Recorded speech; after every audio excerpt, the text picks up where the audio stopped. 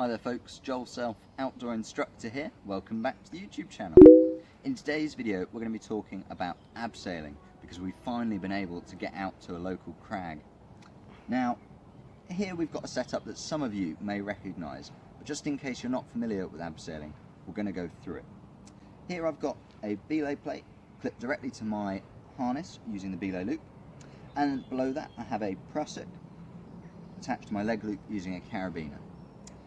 Up here we've got an adjust as my lanyard system, so that whilst I'm at the anchor I'm protected from binning it off the edge without having these bits set up yet. So this is fairly standard practice. What's wrong with it?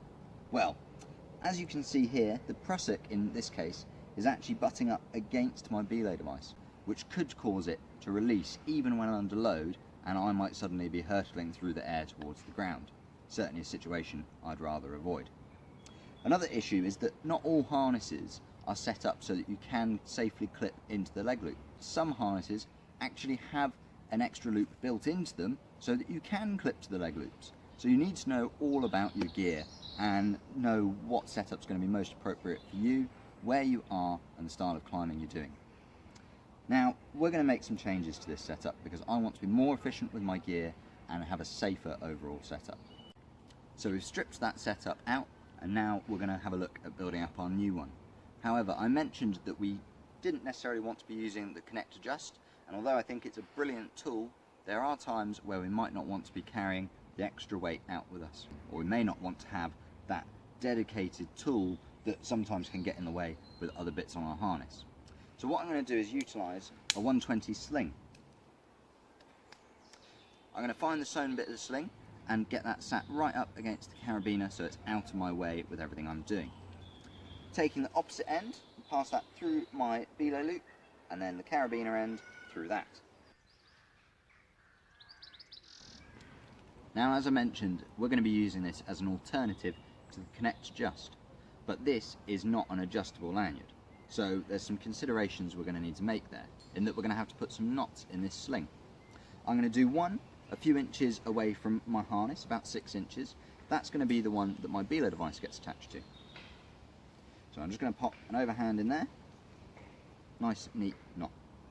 And then I'm going to measure up towards my anchor, and an inch or so below that I'm going to tie another overhand. I can then take the carabiner and clip that into that central loop, and that will allow me to clip into the anchor in such a way that I will no longer need this adjust. So I'll strip that out, and you can imagine we never brought it to the crag today.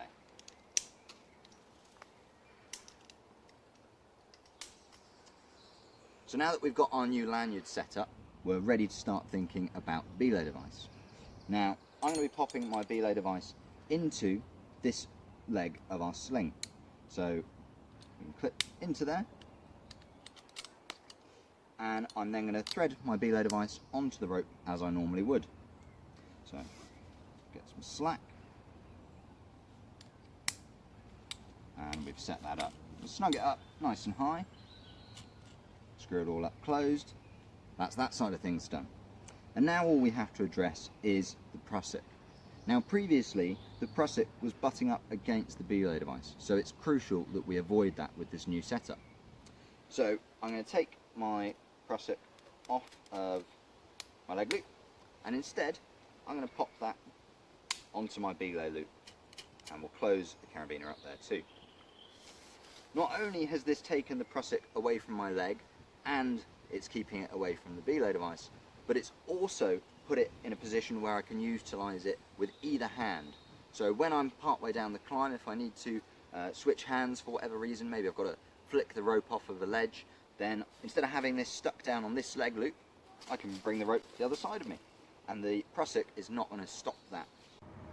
So to recap, we've now got the prusik clipped directly to the belay loop, our belay plate attached to the lowest section of the sling, isolated by an overhand, and higher up I've shortened the sling using another overhand so that I can be attached to the anchor. Now when I'm going down, I'm going to make sure that I've got a hand on the braking strand.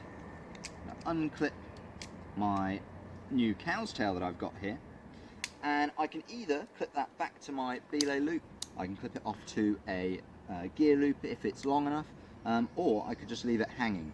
You just need to bear in mind that you don't want it to get snagged up on things. So I'm going to clip mine back to my back to my belay loop. When it comes to going down now, I'm going to release the prusik and we'll make our way down the face. The lower I get, particularly as I get into the vertical terrain, this is going to end up nice and high up in front of me. So it's important that if I have long hair, hoodie toggles, things of that nature, that they're tucked away or appropriately tied up, so that this belay plate, which is now closer to head height, isn't going to get caught up on those things. That all being said, I've been Joel's Outdoor Instructor. Thank you very much for watching this video. Goodbye.